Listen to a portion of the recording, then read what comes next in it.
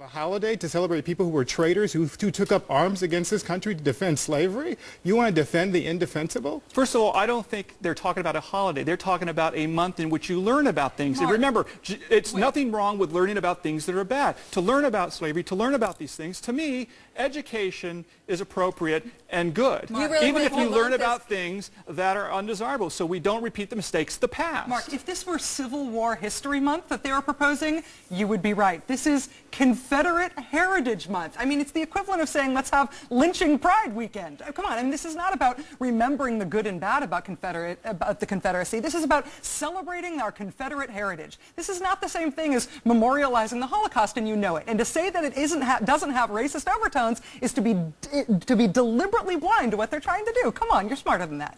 Look, the bottom line is, this is about a month in which you learn about the heritage of the Confederacy. Now, my family's from the North, so this doesn't mean a lot to me. But you cannot say that just because an institution or a cultural or a civilization had slavery means we can't learn about it, because all places all over the world had slavery, and we should still learn about them as well. Quickly, on to what the head of the NAACP in Georgia has to say about this proposed bill. Quote, although the supporters of the Confederate History Bill feel responsible to honor the past deeds of their ancestors, they resist all notions that they have any responsibility to apologize to their ancestors' victims. This reeks of hypocrisy.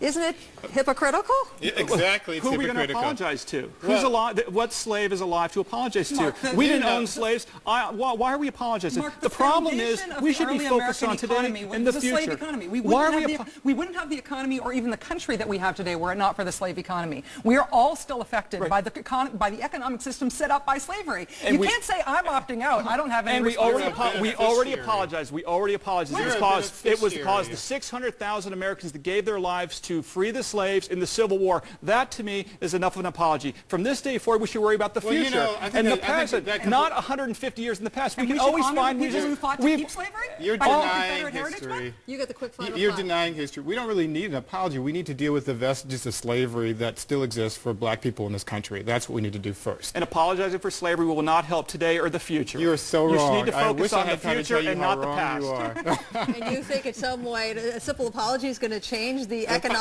disparity? No, an apology is not enough. An apology is not enough. Reparations is what you need to be on. A lot more to talk about tonight, and if you want to join the conversation, please send us an email to now@cnn.com. Our panelists will look them over and read some a little bit later on. We're bringing heightism out in the open tonight, talking about whether discrimination against short people should be banned. Back to our out in the open panel, Keith Boykin, Rachel Maddow, Mark Smith. I guess I have to confess, between all of us, probably on average 6 feet tall, we needed to explain that to our audience. Yes, but right. Let's talk about this legislation that's being considered in Massachusetts. Isn't it a slippery slope to start fining people if they are discriminating against short people or not? Well, I think that discrimination on the basis of any, morally neutral characteristic, whether it's race or gender or height or disability or lack thereof, any of those things is ugly and cheap, and we ought to try to get rid of it. The question is whether legislation is the right way to do that. I don't know that, if we started looking on people like Napoleon and Danny DeVito as, great moral, upstanding models for life, maybe that would do more than banning heightist discrimination. I don't know. There are plenty of short people that are extremely successful and are very famous and have changed the world for the better. So to me, talking about discrimination against short people is just silly. And all it can possibly do, frankly, is to encourage more lawsuits in a nation that already has too many of them. Well, I disagree with what you said there, because there are plenty of black people who are famous and have money, but that doesn't mean that black people don't suffer discrimination. Same thing with all the other groups of people who suffer discrimination. You have to look at more than just the isolated cases. Of course there's discrimination against people who are short. The question is what legislation. Yeah, the question is what do you do about it? And that's not really clear, and I think that's what Rachel was saying. It may not be the best way to tackle the problem, but there is a problem. Don't deny it. I want to move on to our quick vote question that we posed a little bit earlier tonight. Do you think the U.S. will still be in Iraq 4 years from now? 70% of you said yes, 30% say no. Interesting results, although we need to make it pretty clear this is not a scientific sampling. You're not surprised by these numbers, are you? No, no. And do you think we will be in Iraq 4 years from now? I think we'll be in Iraq for 4 years. How many soldiers? I don't know the numbers, but I can tell you that we need to have We need to have boots on the ground in the Middle East for decades to come, and whether we like it or not, because the Islamic fascists have declared war on us, we need to be in their backyards in the Middle East, and Iraq is as good a place as any other place in the Middle East for our soldiers to be. Just any place where there are Arabs, then it's okay? Really? I mean, any place in the Middle East? Iraq had nothing to do with the attacks on us. The mother lode where the Islamic fascist threat comes from is the Middle East, whether we like it or not. Just we the need Middle to be East our soldiers generally. there. We should all just be, we could all be in Bahrain and we'd be fine. We could be in Saudi Arabia, we can be in Iraq, perhaps we should be in Iran.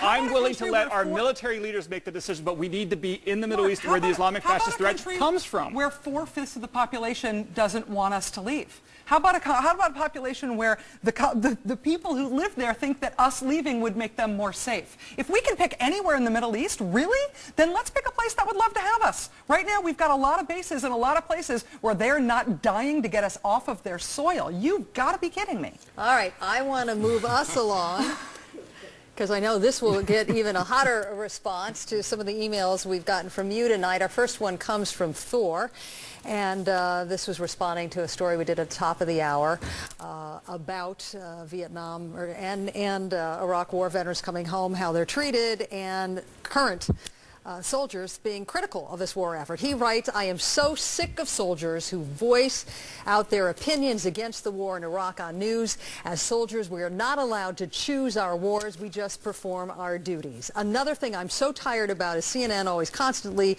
shadowing grim reports on Iraq. Those soldiers who protest against the Iraq army, either in or out of uniform, are a disgrace to their uniform. You would argue they were traitors earlier on.